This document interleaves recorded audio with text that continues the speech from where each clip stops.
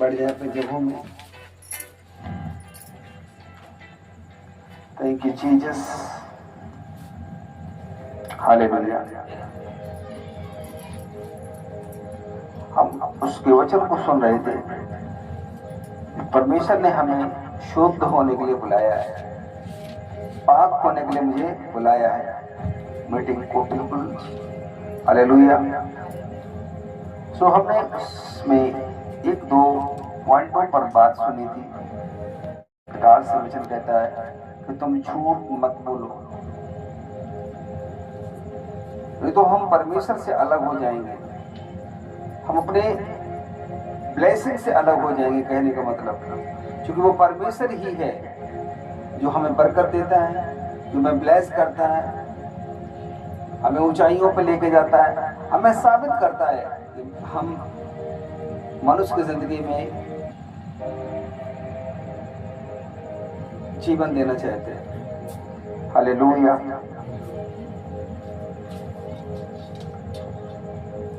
इसलिए मत्ती की पुस्तक अध्याय 5 वचन 36 क्या कहता है, पढ़ें। मत्ती की पुस्तक अध्याय 5 वचन 36 क्या कहता है?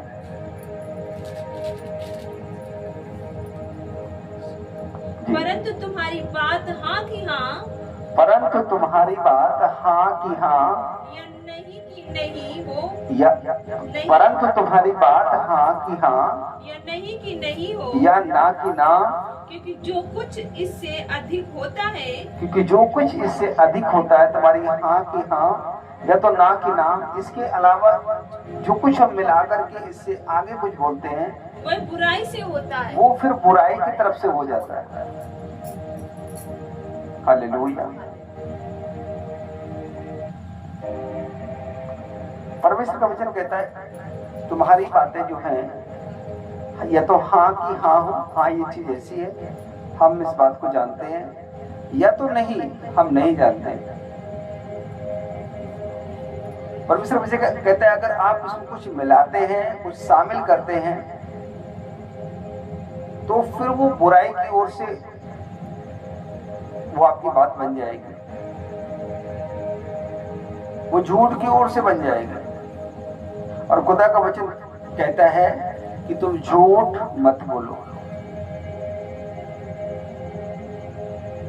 ताकि तुम परमेश्वर की उस अनुग्रह को प्राप्त कर सको, उसके फेवर को तुम प्राप्त कर सको, उसके सामर्थ को तुम प्राप्त कर सको, अपने टेस्ट मनियों को तुम प्राप्त कर सको। और वो खुदावन जैसे अपने आप को जाहिर करना चाहता है कि वो कितना महान है। उसने कहा जो कुछ यहाँ दुनिया में रचा गया है सब उसी ने रचा है, और सारी चीजें उसकी महिमा के लिए हैं। समझिए, सारी चीजें उसकी महिमा के लिए है। इसलिए प्रभु कहता है कि तुम मेरे धर्म और राज की खोज करो, कि ये जो चीजें रची गई, जिनके लिए तुम दौड़ रहे हो, ये हम मेरी महिमा करने के लिए बनाई गई। अगर तुम मेरी महिमा करोगे तो ये चीजें तुम्हारी महिमा करेंगी, तुम्हारे पीछे आकर के प्रभु मिलेंगी। लेकिन कैसे मिलेंगी? वो वचन कहता है कि झूठ मत बोलो, तुम्हारी जो बातें हैं वो हाँ की हाँ या ना की ना में हो, क्योंकि अगर तुम इसमें कुछ मिलाते हो, कुछ शामिल करते हो, तो फिर वो झूठ की ओर से होता है। और बाइबल इस प्रकार से बोलती है कि शैतान झूठ बोलता है, वो आरंभ से झूठ बोलता आया और वो झूठ का पिता है, झूठ का सरदार है।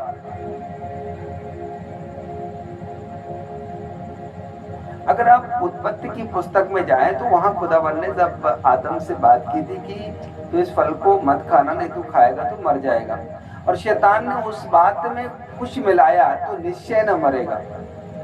और परमेश्वर का वचन अब भी हमने मत्ती में पढ़ा है कि तुम्हारी बात हाँ की हाँ या ना की ना में हो, उसमें कुछ भी अगर आप मिलाते हो तो वो झूठ की तरफ से हो जाता है। और झूठ किसकी ओर से आया है? शैतान की ओर से आया है। इसीलिए बाइबल में इस प्रकार से लिखा है कि तुम शैतान की ओर से हो। तुम्हारे काम बताते हैं कि तुम किसकी ओर से हो। प्रभु यीशु मसीह ने क्या कहा? तुम मेरे कामों को देख के पहचानो कि मैं कौन हूं, मैं किसकी ओर से हूं। हालेलुया। क्योंकि हम परमेश्वर में शुद्ध होने के लिए बुलाए गए, पाक होने के लिए बुलाए गए, पवित्र होने के लिए बनाए गए। आप गंदा होने के लिए नहीं बनाए गए, आप झूठ बोलने के लिए नहीं बुलाए, क्योंकि आप झूठ की संतान नहीं है। शैतान ने जितने भी वादे किए थे आदम से, एक भी वादा उसका आज तक पूरा नहीं हुआ। उसने कहा तुम परमेश्वर के तुल्य हो जाओगे, सारा कुछ उसने बोला था, एक भी शब्द आज दिन तक पूरा नहीं हो पाया। लेकिन जो खुदा ने बोला था, अब्राहम से कहा था तेरी जो संतान आएंगी मैं उनको आशीष दूंगा, और आज आशीषों को हम देख रहे हैं। वही आशीष थी जिसके वसीले से हमें प्रभु यीशु मसीह दुनिया में मिले, हमें उद्धार मिला, हमें पापों से माफी मिली, हमें पिता से फिर से मिलने का एक मौका दिया उसने। हाँ, ये किससे हुआ? परमेश्वर से हुआ। जो उसने वादा किया कि देखो एक कुमारी गर्भवती होगी और वो पुत्र को जनेगी, प्रभुता उसके कांधे में होगी। सारा उसने जो अपने नबियों के द्वारा बात किया था वो क्या पूरा नहीं हुआ? एक एक वर्ड पूरा हुआ। जो वो परमेश्वर वो झूठ नहीं बोलता। अय्यूब से कहता है वो मनुष्य नहीं कि वो झूठ बोले। हालेलुया। तो आप अगर झूठ बोलते हैं तो फिर आप समझ लो आप किसकी ओर से हैं। फिर आपकी प्रार्थना कहाँ जाएंगे? फिर वो आंसू आपके कहाँ जाएंगे? वो परमेश्वर की तरफ नहीं जाएंगे, वो झूठ की तरफ जाएंगे। और झूठ के पिता कौन है आपको मालूम है। हालेलुया। आप एक बात को याद रखिए, मैं खुदावंद का सेवक हूँ और उसके राज्य के लिए खुदावंद ने मुझे खड़ा किया है। याद रखो, परमेश्वर में आप पवित्र होने के लिए, आप शुद्ध होने के लिए बुलाए गए। क्योंकि खुदावंद का वचन कहता है कि सबने पाप किया और उसकी महिमा से मनुष्य क्या हो गया? रहित हो चुके हैं। वो महिमा खुदावंद आपको देने के लिए अपने पास बुलाया है। तो वो महिमा किसके अंदर दिखाई दी? जिन लोगों ने अपना जीवन पवित्रताई के साथ जिया। इसलिए बाइबल कोई कहानी नहीं है कि हम उसको पढ़ करके बस छोड़ दें। उसके वजूद मौजूद हैं और आज भी खुदावंद साबित कर रहा है कि बाइबल में लिखा है जब प्रार्थना करते राज पराक्रम महिमा सदा किसकी है? उसी की है। वो खत्म नहीं हुई, आज भी वैसे काम कर रहा है परमेश्वर। तो हमें इस बात को अक्सर ये याद रखना है कि प्रभु का वचन क्या कहता है। अगर हम यूहन्ना 14:15 पढ़, वहां लिखा है यदि तुम मुझसे प्रेम करते हो तो क्या करोगे? मेरी आज्ञा को मानोगे। और ये जो वचन पढ़ रहे हैं ये क्या है? परमेश्वर की आज्ञा है, उसकी आज्ञा है कि आप झूठ मत बोलो। आपकी बात हाँ की हाँ और ना की ना में होना चाहिए। अगर आप सफाई में, अगर आप किसी की हमदर्दी में कुछ भी मिलाते हैं वो झूठ हो जाता है। और झूठ का पिता कौन है? प्रभु यीशु मसीह नहीं है, यहोवा नहीं है, वो शैतान है। हालेलुया। अगर हम गलातियों की पुस्तक अध्याय 6 और वचन 7 पढ़ें, धोखा न खाओ, धोखा न खाओ, परमेश्वर ठट्ठों में नहीं उड़ाया जाता, परमेश्वर ठट्ठों में नहीं उड़ाया जाता। धोखा मत खाओ, वो ठट्ठों में नहीं उड़ाया जाता कि आप झूठ बोलें, आप चोरी करें, फिर खुदावंद की हजूरी में आ जाएं। वो आपके हिसाब से नहीं है। ये तो ठट्ठा करना है, ये तो मजाक करना है। उसकी ग्लोरी को, उसकी सच्चाई को, उसकी सामर्थ को हम मजाक समझ रहे हैं।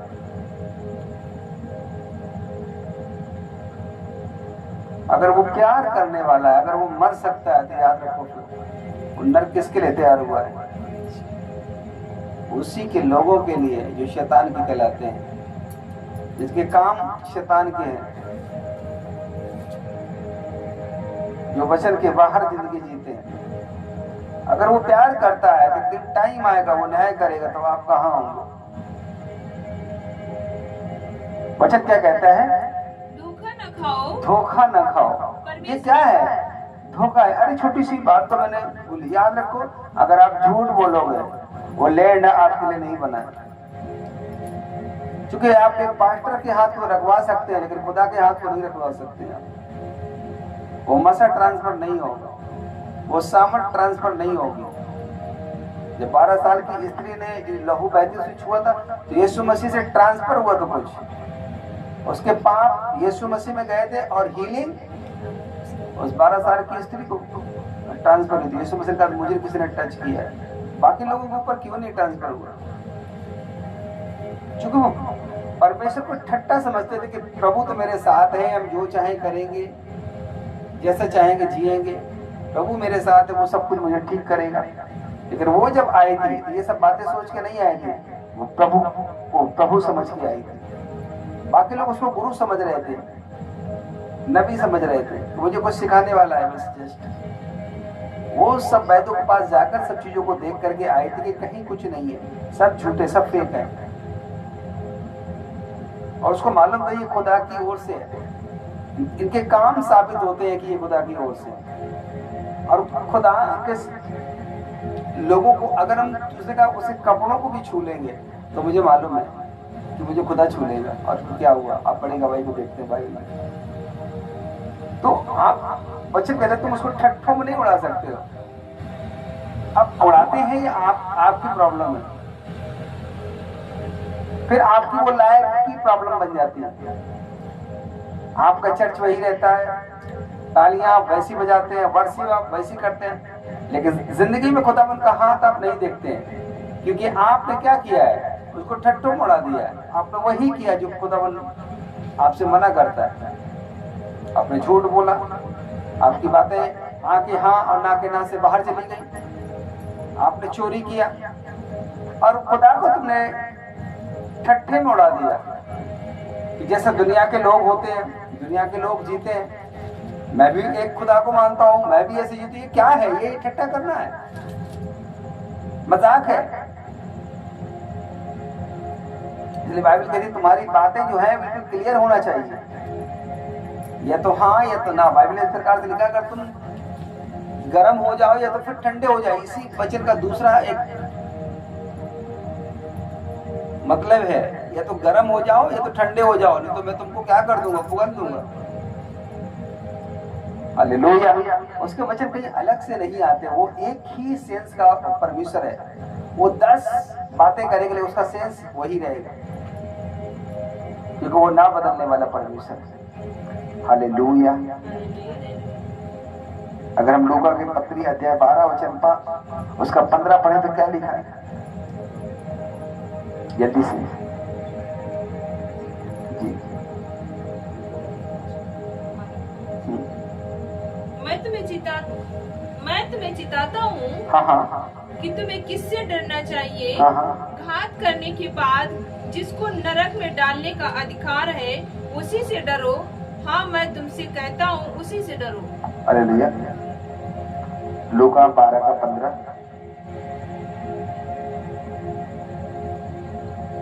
और उसने उससे कहा चौकस रहो और हर प्रकार के लाभ से अपने आप को बचाए रखो, क्योंकि किसी का जीवन उसकी संपत्ति की बहुतायत से नहीं होता। हालेलुया। क्या करो, उन बातों से चौकस रहो, अर्थात किसी भी वस्तु का लालच ना करो। क्या है वचन का मतलब कि किसी भी बात का तुम लालच ना करो। सोचो, जिसके पास परमेश्वर हो, दुनिया का बनाने वाला परमेश्वर आपके साथ है, जिन चीजों के लिए दुनिया दौड़ रही है उसी को उसने बनाया है, वो सब उसके नियंत्रण में। वचन कहता है वो तारों का नाम लेकर पुकारता है। हालेलुया।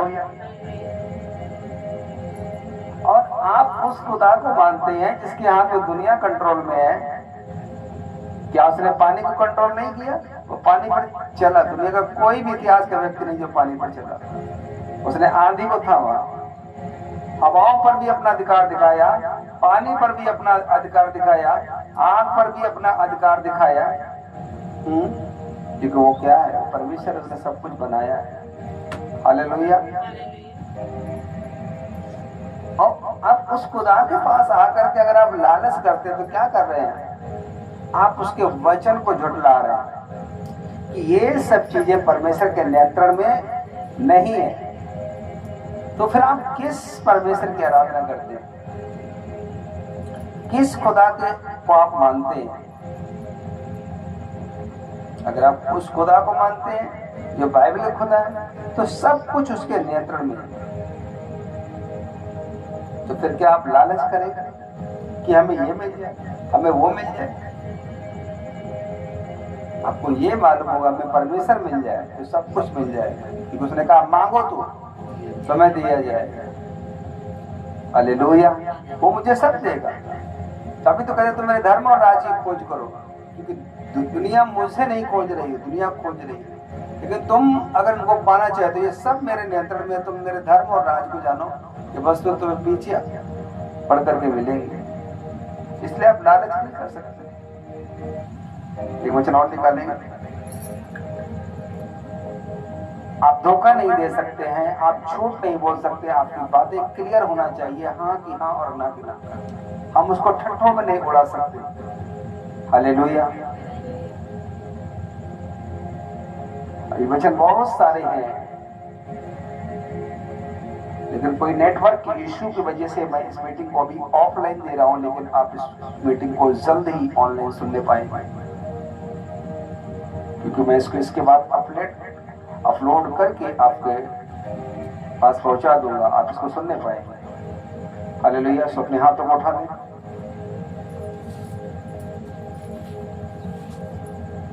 मेरे परमेश्वर, जितने लोगों ने आज इस मैसेज को सुना है, परमेश्वर तेरा आत्मा इन सबको छुए, तेरा ग्लोरी भरा हाथ इन सबको छुए, और खुदावंद ने बड़ा हाथ इनकी जिंदगी में काम करे, जिसे तेरा वचन कहता है कि तुम पाक होने के लिए, शुद्ध होने के लिए बुलाए गए हो। सेम इनकी जिंदगी में परमेश्वर ऐसे ही बातें इंटर हो। मैं शैतान के सारे प्लान को, उसकी योजना को उनकी लाइफ से खत्म करता हूँ, उसके अधिकार को मैं खत्म करता हूँ। खुदावंद तेरा ईश्वर की हाथ इन सबको छुए, एक नई जिंदगी को पहनाए खुदावंद जो तेरी ओर से हो, एक नई आत्मा जो खुदावंद तेरे ईश्वर की बातों को सिखाने वाली हो, इनकी लाइफ को छुए, और शैतान के सारे काम उनकी जिंदगी में से छोड़ के जाए, सारी बीमारियां छोड़ के जाए, सारे रोग छोड़ के जाए, सारे कर्ज छोड़ कर जाए, और खुदावंद मैं इनको ब्लेस करता हूँ, आशीषित करता हूँ। मैं तुम्हें छूता हूँ और ब्लेस करता हूँ यीशु मसीह के सामर्थी नाम में। छोड़ जाओ और आजाद हो जाओ सदा के लिए। Free in the name of Jesus Christ, free in the name of Jesus. यीशु मसीह के सामर्थी नाम में तुम छोड़ जाओ अभी और सदा के लिए आजाद हो जाओ। तो लोग खुदावंद इस मीटिंग को ऑफलाइन अटेंड करते हैं, मेरे पिता तेरा आत्मा इसीलिए सिर को टच करे, मैं छूता हूँ आत्मा और फ्री करता हूँ सदा के लिए। फ्री हो जाओ, फ्री हो जाओ, फ्री हो जाओ इन the name of Jesus Christ. Thank you मेरे पिता, आज जो कुछ भी इन्होंने सुना है, इनकी जिंदगी में 100 गुना फल लगे, और उन फलों को ये खाने पाए और बड़ी दवाइयों को सुनने पाए। परमेश्वर सब कुछ में सीखिए। And God bless you all. अगले सप्ताह फिर हम शाम के 8 बजे आत्मिक मन्ना के साथ में फ्राइडे वो फिर से मिलेंगे आगे के वचनों के साथ में। तो वो आपको संभाल के रखें। सब कुछ में सीखी। And God bless you all.